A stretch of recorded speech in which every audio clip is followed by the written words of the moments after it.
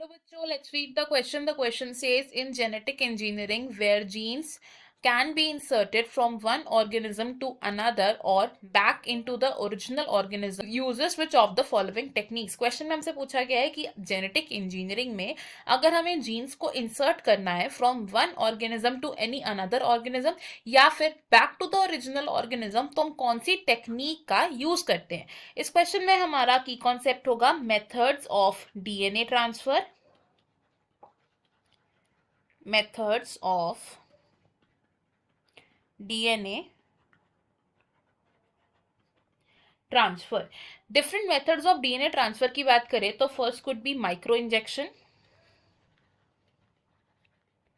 Micro injection की technique में हम क्या करते हैं, रिकॉम्बिनेंट डीएनए को डायरेक्टली इंजेक्ट कर देते हैं into the nucleus of the animal cell. In this technique r DNA which is recombinant DNA is directly inserted into nucleus of the animal cell. Next method is ballistics, जिसे हम commonly gene gun के नाम से भी जानते हैं। इस technique को यूज किया जाता है मेनली प्लांट सेल्स में। एंड इस टेक्निक में हम क्या करते हैं, plant cells are bombarded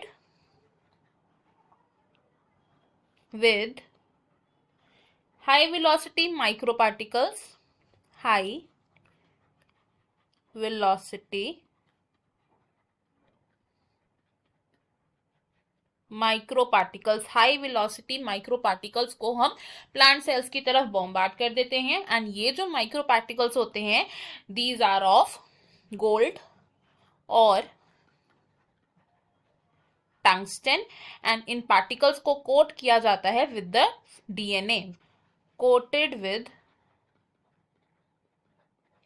DNA. Gene gun और माइक्रो इंजेक्शन टेक्निक से हम क्या कर सकते हैं, हम ऑर्गेनिज्म के अंदर जीन ऑफ इंटरेस्ट को इंसर्ट कर सकते हैं from one organism to another या फिर directly back to the original organism. अब अगर हम अपने ऑप्शंस देखें तो ऑप्शन ए क्या है, it is polymerase chain reaction.